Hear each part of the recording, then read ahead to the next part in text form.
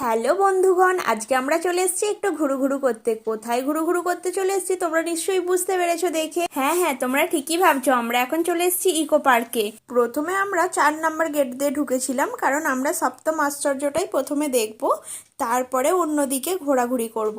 তোমরা যদি ইকো পার্কের ফুল ভিডিও দেখতে চাও এবং একদিনে কিভাবে ইকো পার্ক কভার করলাম সেটা যদি দেখতে চাও, তাহলে আমার চ্যানেলে ফুল ভিডিওটা পোস্ট করা আছে, তোমরা একবার গিয়ে দেখে আসতে পারো। যারা আমার চ্যানেলটাকে সাবস্ক্রাইব করেছো তাদেরকে জানাই অসংখ্য অসংখ্য ধন্যবাদ, আর আমার তরফ থেকে অনেকটা ভালোবাসা।